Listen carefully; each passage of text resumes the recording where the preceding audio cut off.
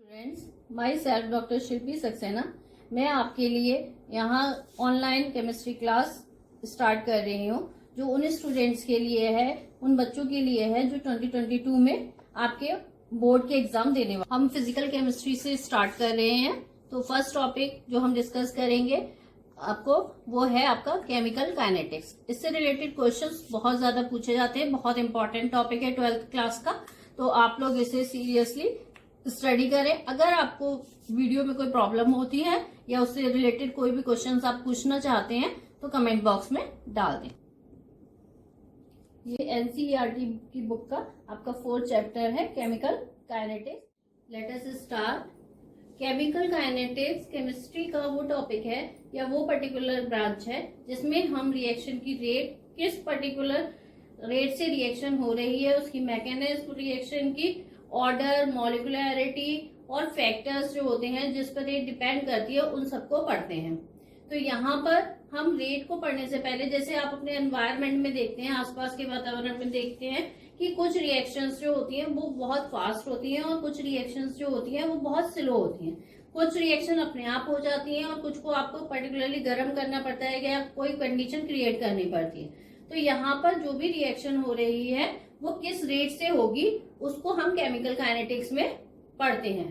तो जैसे मैंने आपको बताया कि कुछ रिएक्शन जो है बहुत फास्ट होती है। जैसे आप नमक को पानी में घोलेंगे तो आपका बहुत तेजी के साथ आराम से घुल जाता है, लेकिन यही आप चीनी को घोलते हैं तो आपको या तो पानी थोड़ा गर्म करना पड़ता है या उसको स्टेयर करना पड़ता है। तो वो रिएक्शन आपकी कंपैरेटिव टू जो आपका सॉल्ट डिसॉल्व कर रहे हैं आप, उसके कंपैरिजन में वो रिएक्शन स्लो होती है। ऐसे ही आपकी रस्टिंग ऑफ आयरन है। जैसे आप बाहर देखते हैं कि आपकी जो आयरन की रॉड्स होती हैं उस पे जो आपकी रस्ट जमा हो जाती है वो बहुत स्लो प्रोसेस है और बहुत सालों में धीमे धीमे धीमे धीमे वो प्रोसेस चलता रहता है और आपकी रस्टिंग ऑफ आयरन एक स्लो प्रोसेस है। तो कुछ रिएक्शन फास्ट और कुछ आपकी स्लो होती है। तो जो फास्ट और स्लो का जो प्रोसेस है, मैकेनिज्म है, वो आप केमिकल काइनेटिक्स में स्टडी करते हो। तो यहाँ हम फर्स्ट स्टार्ट कर रहे हैं रेट से कि जो रेट होती है उसे आप कैसे डिफाइन करते हैं, क्या होती है रेट। जैसे रेट दैट मीन्स स्पीड, कि किस रेट से आपके जो रिएक्टेंट है वो आपके प्रोडक्ट में चेंज हो रहे हैं। तो रेट आप देख सकते हो, रेट क्या है, आपकी किसी भी केमिकल रिएक्शन में रिएक्टेंट की प्रोडक्ट में बदलने का जो टाइम पीरियड है ये स्पीड है। पर यूनिट टाइम जो भी आपका रिएक्टेंट है वो आपका प्रोडक्ट में चेंज हो रहा है, तो वो किस टाइम में चेंज हो जाता है वो आपकी क्या कहलाती है, रेट। तो रेट को आप रेफर करते हो या रेट को हम रेफर कर सकते हैं स्पीड से with reactant convert into the product. Suppose A is reactant and convert into B. तो हम रेट को जो है वो दो तरीके से डिफाइन कर सकते हैं। जो रिएक्टेंट है उसकी डिक्रीज इन कंसंट्रेशन, जब आपकी रिएक्शन कोई भी स्टार्ट होती है तो जो रिएक्टेंट है उसकी कंसंट्रेशन डिक्रीज करती है, लेकिन जैसे जैसे टाइम बढ़ता जाता है वैसे ही प्रोडक्ट की जो कंसंट्रेशन होती है वो इंक्रीज करती जाती है। आप यहाँ ग्राफ देख सकते हो, मैंने कंसंट्रेशन वर्सेस टाइम ग्राफ दो जो शो किए हैं, रिएक्टेंट का और प्रोडक्ट का। ये आप देख सकते हो नीचे दोनों ग्राफ। तो रिएक्टेंट को अगर हम कंसीडर करें तो कंसंट्रेशन जो रिएक्टेंट की है वो टाइम के साथ डिक्रीज कर रही है और एक टाइम के बाद वो इंस्टेंटेनियस कांस्टेंट हो जाती है। वैसे ही कंसंट्रेशन जो प्रोडक्ट की है वो आपकी इंक्रीज कर रही है और टाइम के साथ आपकी एक कांस्टेंट वैल्यू पे पहुंच जाती है। अब आप किसी भी रिएक्शन की रेट को रिएक्टेंट के टर्म्स में या आपके प्रोडक्ट की टर्म्स में दोनों में एक्सप्रेस कर सकते हो। रिएक्शन की रेट को हम दो तरीके से एक्सप्रेस करते हैं, एवरेज रेट की टर्म्स में और इंस्टेंटेनियस रेट की टर्म्स में। First of all we discuss average rate, जिसमें अगर आपका एवरेज रेट क्या है कि किसी पर्टिकुलर टाइम में, जितने टाइम में जो रिएक्टेंट है वो आपका प्रोडक्ट में कन्वर्ट हो गया है। सपोज ए आपका बी में कन्वर्ट हुआ है, तो जितने टाइम में पूरा ए जो उसका चेंज इन कंसंट्रेशन जिस टाइम में ए का है और बी का है, दोनों को आप लिख सकते हैं। फॉर एग्जाम्पल आप एवरेज रेट को हम पहले डिस्कस करेंगे, उसके बाद हम इंस्टेंटेनियस रेट को डिस्कस करेंगे। तो एवरेज रेट जो है, जैसे आप इसको लिखना चाहें तो आप लिख सकते हैं average rate change in concentration of A upon total time, जिसमें आपका ये नेगेटिव साइन आ जाएगा, इसके साथ क्योंकि आपकी जो कंसंट्रेशन है रिएक्टेंट की वो डिक्रीज हो रही है, इसलिए हमने इसे माइनस साइन से रिप्रेजेंट किया है। ऐसे ही यहाँ पे अगर आप प्रोडक्ट की टर्म्स में इसे कंसीडर करते हैं या इसको एक्सप्रेस करना चाहते हैं तो आप यहाँ पर पॉजिटिव साइन के साथ इसे एक्सप्रेस करेंगे, क्योंकि यहाँ पे कंसंट्रेशन जो है वो टाइम के साथ आपकी बढ़ रही है। तो आप इसे लिख सकते हैं इन द सेम वे,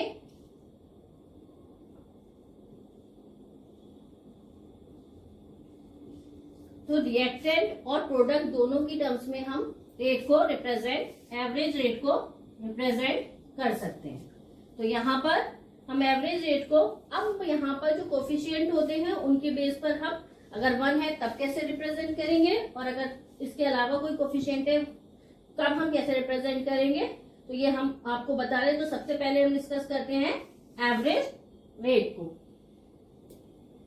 और दूसरा है आपका इंस्टेंटेनियस रेट। उसके बाद हम इंस्टेंटेनियस रेट को जो पर्टिकुलर टाइम पर होती है, एक पर्टिकुलर शॉर्ट इंटरवल पे हम टाइम के अकॉर्डिंग रेट को डिसाइड करते हैं।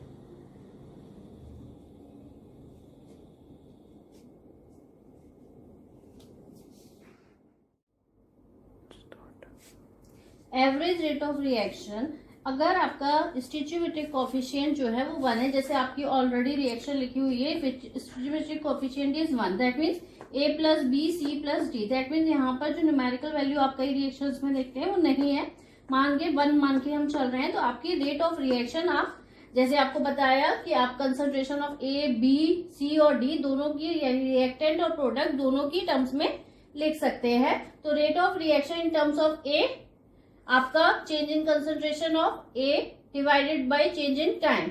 इन द सेम वे आपका B की जो कंसंट्रेशन है उसमें जो चेंज हो रहा है डिवाइडेड बाय टाइम इंटरवल। दोनों A और B आपके रिएक्टेंट हैं, तो आप इन्हें किस में लेंगे, माइनस साइन के साथ, that means decrease in concentration. जैसे मैंने पहले भी आपको बताया कि आप रिएक्टेंट की कंसंट्रेशन जब रेट हम निकालते हैं तो रिएक्टेंट की कंसंट्रेशन विद टाइम के साथ डिक्रीज करती है, इसलिए हम माइनस साइन से रिप्रेजेंट करते हैं। सी और डी को हम पॉजिटिव साइन के साथ यहाँ हमने रिप्रेजेंट किया है। आप देख सकते हो कि चेंज इन कंसंट्रेशन, जिसे आप डेल्टा साइन से रिप्रेजेंट कर रहे हैं, चेंज इन कंसंट्रेशन ऑफ सी और divided by time interval. In the same way change in concentration of D divided by time interval या चेंज इन टाइम। अगर आपका स्टिचियोमेट्रिक कोफिशिएंट 1 नहीं है, दैट मीन्स 2, 3, जैसे आप नॉर्मली रिएक्शंस में लिखा हुआ कहीं कहीं ये न्यूमेरिकल वैल्यू बैलेंस करते हैं तब लिखी रहती है, तो आप जब रेट ऑफ रिएक्शन लिखेंगे तो ये जो न्यूमेरिकल आपका ये जो कोफिशिएंट है 2, 3, 2, ये जो कि मैंने रेड से इंडिकेट करने के लिए लिखा है स्पेशली, तो वहां पर आप देख सकते हो कि जो है इन 2, 3 ये जो आपकी न्यूमेरिकल वैल्यू है उसको आप डिनोमिनेटर में लिखते हो। तो यहाँ पर डिनोमिनेटर से रिप्रेजेंट करते हैं, क्यों, क्योंकि ये जो आपका A है, A के डिसअपियरेंस की रेट जो है वो C के अपीयरेंस की रेट के बराबर है। यहाँ पर 2 A के मॉलिक्यूल 3 B के मॉलिक्यूल से मिलकर 2 C के मॉलिक्यूल और 1 D का मॉलिक्यूल बना रहे हैं। तो यहाँ पर जब हम रेट ऑफ रिएक्शन लिखेंगे तो यहाँ पर अगर हमें 1 D का मिल रहा है या 1 C का लेना है, तो यहाँ पर हम इसको जब रिएक्शन की रेट को लिखते हैं, एक्सप्रेशन लिखते हैं, तो हम लिखते हैं माइनस ये जो कोफिशिएंट है वो आपका डिनोमिनेटर में 1/2 change in concentration of A divided by time interval. In the same way 1/3 delta B divided by delta T, that means change in interval of time. इसके बाद यहाँ पे भी same way minus sign reactant के लिए represent किया है और प्रोडक्ट के लिए positive sign. That means rate जो है वो आपका किसी भी, चाहे रिएक्टेंट हो या प्रोडक्ट हो, उनकी कंसंट्रेशन में जो भी चेंज होता है पर यूनिट टाइम वो आपका केमिकल रिएक्शन की रेट कहलाती है। डेफिनेशन आपकी लिखी हुई है, rate of chemical reaction is the change of concentration of any product, यानी A, B, C, D, चाहे आप रिएक्टेंट को लें चाहे आप प्रोडक्ट को लें, तो A, B, C, D में से किसी को भी आप ले सकते हैं। तो पर यूनिट टाइम के साथ जो भी चेंज हो रहा है वो आपका रेट ऑफ केमिकल रिएक्शन है। इसके बाद मैंने आपको बताया था कि एवरेज रेट आप रिप्रेजेंट करते हैं इन दिस वे, और अगर आपका दूसरी रेट जो आपको बताई थी कि आप रेट को इंस्टेंटेनियसली भी रिप्रेजेंट कर सकते हैं या निकाल सकते हैं, तो यहाँ पर ये जो इंस्टेंटेनियस रेट, जैसा नेम से इंडिकेट है, इंस्टेंटेनियस मतलब इंस्टेंट, दैट मीन्स एक पर्टिकुलर टाइम पर, तो वो एक बहुत शॉर्ट टाइम पीरियड के लिए होती है। तो जिसे आप रेट निकालते हैं छोटी छोटे स्मॉल टाइम के लिए, तो यहाँ हम डिफरेंशियल से निकालते हैं तो चेंज इन कंसंट्रेशन ऑफ ए बहुत शॉर्ट टाइम के लिए, जिसे हम डी ए से रिप्रेजेंट करेंगे, डिवाइडेड बाय शॉर्ट टाइम, जिस टाइम के लिए आप पर्टिकुलर रेट देख रहे हैं, तो वो होगा आपका डी टी। तो in the same way A B C D इन सबको आपको यहाँ पर लिखा गया है D A over D T, 1/3 D B over D T, 1/2 D C over D T, और डी डिफरेंशियल डी ये रिप्रेजेंट किया है, ये कंसंट्रेशन है, divided by small time of interval D T. अब यूनिट की अगर हम बात करें, जैसे आप एसआई यूनिट में मीटर, सेंटीमीटर जो आप लेंथ की यूनिट पढ़ते हैं एसआई और आपका सीजीएस में, तो जैसे आपका मीटर होता है और आपका सीजीएस होता है, वैसे यहाँ पर जो आप रेट ऑफ रिएक्शन को रिप्रेजेंट करते हैं उसकी जो यूनिट होती है वो आप change in concentration divided by time, यानी चेंज कंसंट्रेशन की चेंज को आप किससे रिप्रेजेंट करोगे, मोल पर लीटर से, और टाइम इंटरवल को रिप्रेजेंट करोगे सेकेंड या फिर आपका मिनट। तो यहाँ पर आप लिख सकते हो मोल पर litre inverse over second inverse, या फिर आप इसे रिप्रेजेंट ऑलरेडी कर सकते हो मोल पर लीटर पर मिनट इनवर्स।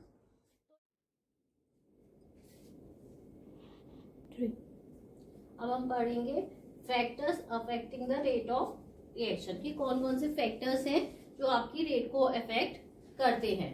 तो इसमें 5 फैक्टर्स हैं। फर्स्ट है nature of reactant, concentration of the reactant, temperature and presence of catalyst और surface area. One by one मैं इसको एक्सप्लेन कर रही हूँ। तो फर्स्ट है nature of reactant. Nature of reactant से मतलब यह है कि किसी भी रिएक्टेंट का नेचर क्या है, दैट मीन्स वो किस बॉन्ड से मिलकर बना है। पर्टिकुलरली जो मॉलिक्यूल्स होते हैं वो आपको पता है कि एटम से मिलकर बने होते हैं, उनके बीच में बॉन्डिंग होती है। तो कोई जो रिएक्टेंट है वो किस टाइप की बॉन्डिंग से इन्वॉल्व है या बॉन्डिंग उसमें किस तरीके की है, उस पर डिपेंड करता है rate of reaction. That means अगर आयनिक कंपाउंड्स है, यानी कि जिनमें आयनिक बॉन्ड्स होते हैं, आयनिक बॉन्ड आसानी से टूट जाते हैं और आसानी से बन भी जाते हैं, और opposite ions attract each other very fast. तो ऑलरेडी जो आयनिक रिएक्शंस होती हैं वो वेरी फास्ट होती हैं। इसके विपरीत अगर हम बात करें कोवेलेंट बॉन्ड की, तो कोवेलेंट बॉन्ड आप सभी जानते हैं कि शेयरिंग से बनता है। तो यहाँ पर जो आपकी रिएक्शन जिसमें ऐसे रिएक्टेंट यूज हुए हैं जिसमें कोवेलेंट बॉन्ड है, तो उनकी जो ब्रेकिंग में और फॉर्मेशन में टाइम लगता है। तो जो रिएक्शंस होती हैं वो आपकी कंपैरेटिवली आयनिक रिएक्शन के कंपैरिजन में थोड़ी स्लो होती है। तो हर रिएक्शन का एक अपना रेट, स्पेसिफिक रेट होता है, जिसको आपका जो डिपेंड करता है रिएक्टेंट के नेचर पर कि वो आयनिक है, कोवेलेंट है, पोलर है या नॉन पोलर है। तो रिएक्टेंट मॉलिक्यूल जिस तरीके के होंगे, जिस तरीके की बॉन्डिंग उनमें होगी, उस तरीके से वो आपके जो है वो रिएक्शन क्विक या आपकी स्लो होगी। सेकेंड वन है आपका concentration of the reactant. Obviously जैसे normally in general, that means कहीं कहीं एक्सेप्शन आपको मिल जाएंगे, लेकिन normally concentration of the reactant, जैसे जैसे रिएक्टेंट की कंसंट्रेशन आपकी डिक्रीज होती है वैसे वैसे रिएक्शन की रेट कम होती जाती है। जैसे आप पढ़ते हो कि जब इंस्टेंटेनियसली स्टार्ट होती है, यानी फर्स्ट जब रिएक्शन स्टार्ट होती है, तो जो रिएक्टेंट की कंसंट्रेशन होती है वो आपकी बहुत ज्यादा होती है। दैट मीन शुरुआत है तो सब कुछ बिल्कुल पूरी तरीके से है, तो जितनी ज्यादा कंसंट्रेशन है तो रिएक्शन शुरुआत में आपकी जो होती है वो बहुत फास्ट होती है। उसके बाद धीमे धीमे जैसे जैसे रिएक्टेंट की कंसंट्रेशन कम होती जाती है वैसे वैसे आपकी रेट जो है वो कंपैरेटिवली कम होती जाती है। थर्ड वन है आपका temperature. Temperature as usual, temperature जब आप किसी भी पर्टिकुलर, आपने पढ़ा है कि टेम्परेचर जो है वो काइनेटिक एनर्जी को बढ़ा देता है। तो जैसे जैसे टेम्परेचर इंक्रीज होता है वैसे वैसे नॉर्मली आपकी जो रेट ऑफ रिएक्शन है वो बढ़ती है। फॉर एग्जाम्पल जैसे आप अपने अगर सिंपलर एग्जाम्पल लें आपकी डेली लाइफ का, तो आप चीनी को ठंडे पानी में घोलिए और तब आपकी उतनी आसानी से नहीं घुलेगी। टेम्परेचर गर्म कर दीजिए पानी को तो वो आसानी से घुल जाएगी। दैट मीन्स उसने गर्म होने पर, यानी हीट ने उस रिएक्शन के या टेम्परेचर ने उस रिएक्शन के रेट को बढ़ा दिया है। फोर्थ वन है प्रेजेंस ऑफ कैटालिस्ट। कैटालिस्ट आप सभी जानते हैं कैटालिस्ट का क्या काम होता है। कैटालिस्ट वो सब्सटेंस होता है जो रिएक्शन में पार्ट तो नहीं लेता, लेकिन उस रिएक्शन की रेट को कम या ज्यादा कर देता है। किस तरीके से? उसकी एक्टिवेशन एनर्जी को कम करके। तो किसी भी रिएक्शन का जो पाथ होता है वो एक पर्टिकुलर पाथ से जाती है, जिसमें एक्टिवेशन एनर्जी का एक इम्पॉर्टेंट रोल होता है। अपने कि एक्टिवेशन एनर्जी का एक पर्टिकुलर पॉइंट है जहां पर आपका मैक्सिमम एनर्जी जिस पॉइंट पे जाके रिएक्टेंट जो है वो प्रोडक्ट में चेंज हो जाते हैं, उस एनर्जी बैरियर को क्रॉस करके रिएक्टेंट प्रोडक्ट में बदल जाते हैं। अगर वो एनर्जी बैरियर क्रॉस नहीं होता तो आपका जो रिएक्टेंट है वो प्रोडक्ट में नहीं बदलता।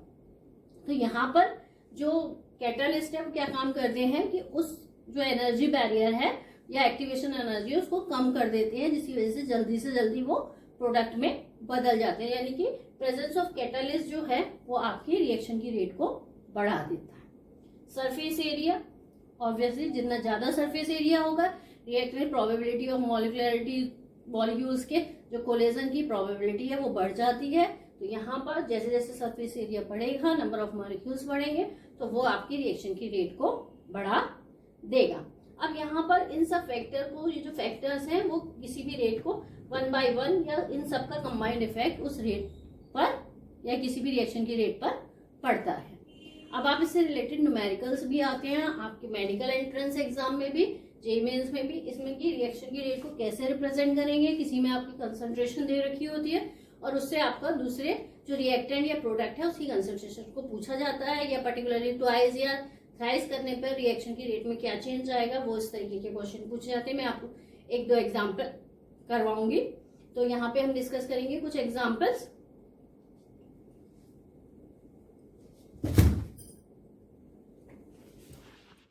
Is this H2 + I2 2HI। अगर आपको इसकी रेट लिखनी है, ये क्वेश्चन पूछा जाता है कि आप किसी भी कोई भी गिवन रिएक्शन दी हुई है, आपको रिएक्शन है, उसकी एवरेज रेट आप कैसे लिखेंगे। तो यहाँ रिएक्टेंट आपका हाइड्रोजन और आयोडीन है और जबकि आपका प्रोडक्ट जो है वो हाइड्रोजन आयोडाइड 2HI है। तो यहाँ कोफिशिएंट यहाँ पर 1 और यहाँ आपका प्रोडक्ट में कोफिशिएंट 2 है। तो आप रिएक्शन की रेट जैसे मैंने आपको लिखना बताया था कि रिएक्टेंट की कंसंट्रेशन जो होती है वो नेगेटिव साइन के साथ आप रिप्रेजेंट करेंगे और प्रोडक्ट की कंसंट्रेशन पॉजिटिव साइन के साथ। कोफिशिएंट जो है वो आपका डिनोमिनेटर में आएगा यानी अपॉन में आएगा। तो आप इसकी रिएक्शन की रेट को लिख सकते हैं change in concentration of hydrogen divided by total time change या टाइम इंटरवल।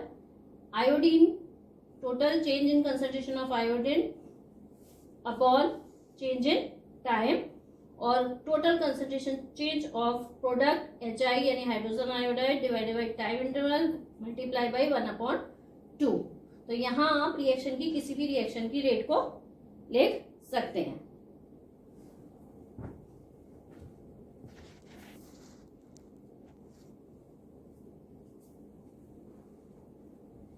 सेकंड क्वेश्चन यहाँ पर आप देख सकते हैं, यहाँ क्वेश्चन है आपका, रिएक्शन आपको दिखाई दे रही है। For a chemical reaction 2A + B 2C + 3D the rate of reaction, the rate of disappearance of A is 0.10 मोल पर लीटर पर सेकेंड। कैलकुलेट द, तो आपको ये रिएक्शन दी गई है जिसमें A की कंसंट्रेशन, आपको जो डिसअपियरेंस रेट है कि इस रेट से जो A है वो आपका डिसअपियर हो रहा है वो है आपका 0.10 मोल पर लीटर पर सेकेंड। और calculate the rate of reaction and rate of appearance of D। That means आपको टोटल, अगर आप इस रिएक्शन की रेट को लिखे तो आप इस तरीके से लिख सकते हैं 1 - 1/2 change in concentration of A divided by time interval change in concentration of B time interval, change in concentration of C with positive side 1/2 change in time, और यहाँ पर आपका D। लेकिन यहाँ पर आपको क्योंकि A की कंसंट्रेशन दे रखी है और D की पूछी है तो यहाँ B और C से मतलब नहीं है, तो आप A और D को ही कंसीडर करेंगे। यहाँ आप देखिए, आपने इस A को जो रेट है और D की रेट को इक्वल है, दोनों को आप यहाँ लिख लीजिए। अब यहाँ पर A की जो कंसंट्रेशन है यानी कि ये पॉइंट आपका DA/dt दे रखा है 0.10, आप इसको इक्वल है, दिस इज द रेट 1/3, ये आपकी D की रेट ऑफ रिएक्शन है जो कि आपकी ये पूछी गई है रेट ऑफ रिएक्शन। तो यहाँ पर आप इसको निकाल सकते हैं 1/2, इसकी कंसंट्रेशन आपको दी गई है 0.10, तो ये आपकी आ जाएगी माइनस, तो सिर्फ रिप्रेजेंटेशन है डिक्रीज के लिए, डिक्रीज इन कंसंट्रेशन के लिए, तो 0.05 मोल पर लीटर पर सेकेंड, रेट इज D। और disappearance, rate of disappearance of D वो आपका है दिस। तो यहाँ आप 3 को अगर आप ऊपर ले जाएं इधर तो ये डी ए डेल्टा डी यानी concentration change in concentration of D upon time, यानी इसकी पर यूनिट टाइम आपका किस रेट से चेंज हो रहा है, तो ये आपका निकल आएगा। इसको आप इस तरीके से लिख सकते हैं 3/2 change in concentration of this is equal to D A over delta या change in concentration of D upon time, change in time. इसको आप कैलकुलेट करेंगे तो ये आपका आ जाएगा 0.15 मोल पर लीटर। तो इस तरीके का क्वेश्चन आपके हर तरीके के एंट्रेंस एग्जाम में, मेडिकल, इंजीनियरिंग, जिस भी तरीके के एग्जाम में कंपटीशन के एग्जाम्स होते हैं उन सब में इस तरीके के क्वेश्चंस पूछे जाते हैं। अब आप लोग जानते ही हैं कि कंपटीशन में एक नंबर कितना मायने रखता है, तो आपको छोटे क्वेश्चंस को इग्नोर नहीं करना है, सभी क्वेश्चन इक्वली इंपॉर्टेंट होते हैं। Thank you so much. आप इसकी प्रैक्टिस करें। अगर कोई प्रॉब्लम है तो आप कमेंट बॉक्स में मेंशन करें। अगर इस वीडियो से रिलेटेड या कोई भी पॉइंट आपको क्लियर नहीं है तो आप कमेंट बॉक्स में मेंशन